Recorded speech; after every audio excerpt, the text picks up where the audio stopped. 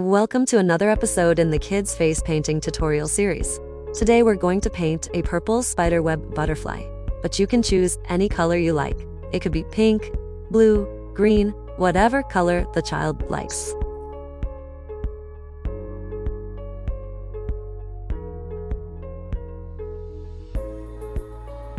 I am using a filbert brush, loading it with the desired color, in this case it's purple, and starting to create the upper wings, slightly crossing over the eyebrow.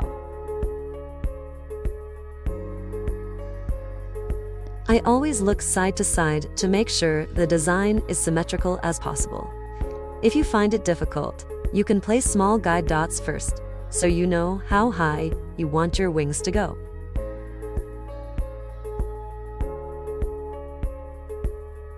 By pulling the filbert brush, I create a torn, imperfect butterfly shape. This loose edge actually creates a nice background for the spiderweb design. If possible, you ask the child to look upwards so you can fill up that space that was left empty. Of course, that depends on the age of the child and how he feels about going that close to the eye. I also add a little more color on the forehead to create an extra element in the design. But this step is completely optional. You can skip it if you prefer.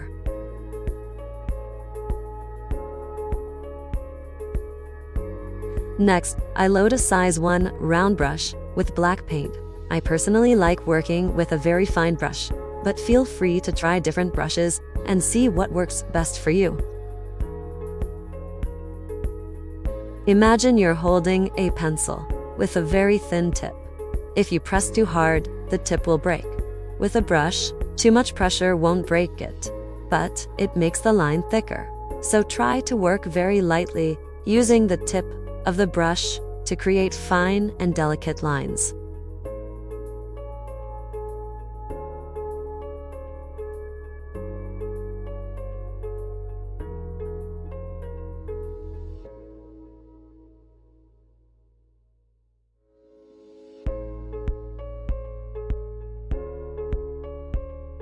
If you find it difficult to draw the lines all the way from the inner corner of the eye upwards, you can start just from the eyebrow area.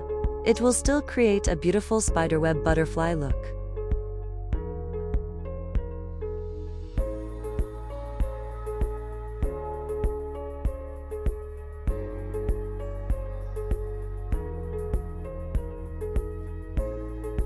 Next, I move on to the forehead element. I start by pulling the lines using the center line as the first guide.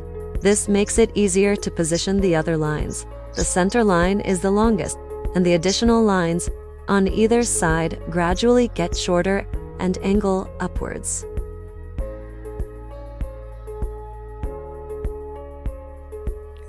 Next, I start connecting the lines with small curved strokes to create the spiderweb lines.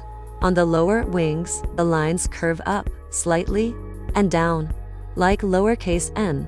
On the upper wings, the lines curve upward, like the letter U.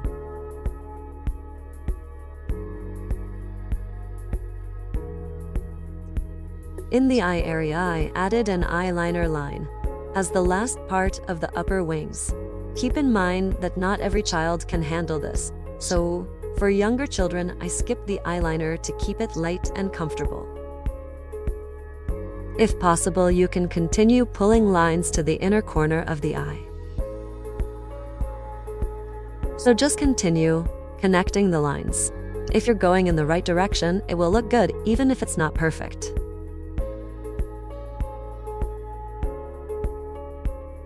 If you notice your lines are starting to look rough or patchy, it usually means that you're running low on paint. You can always dip your brush again in water and reload it with fresh color. And continue. One of the key things that will make your face painting look the best is working with a well-loaded brush.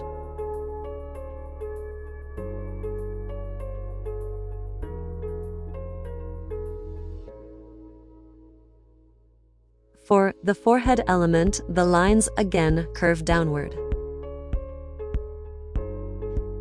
Because we always look at the smallest part and the largest part of the spiderweb, this helps us decide where the lines should be, bend up or down, so the spiderweb looks balanced and natural.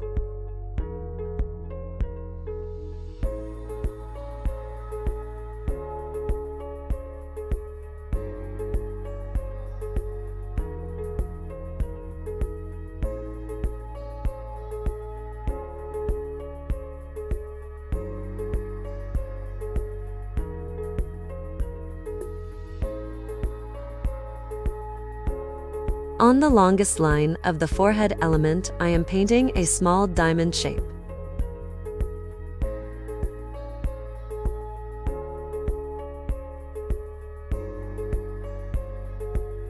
I'm adding dots in different sizes. In my opinion, it really adds a lot. Of course, it's not necessary, and at this stage, the face painting is already completed. Anything we add from now on is extra. It already looks great, but let's go the extra mile and add a tiny spider to the design. I think it fits perfectly. To create the spider, I draw a small circle above the diamond shape. Then I draw the spider's legs from the space between the head and the body, not from the body itself.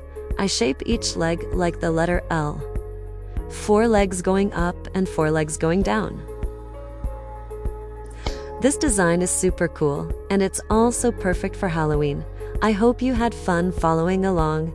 Now, it's your turn. I wish you happy painting.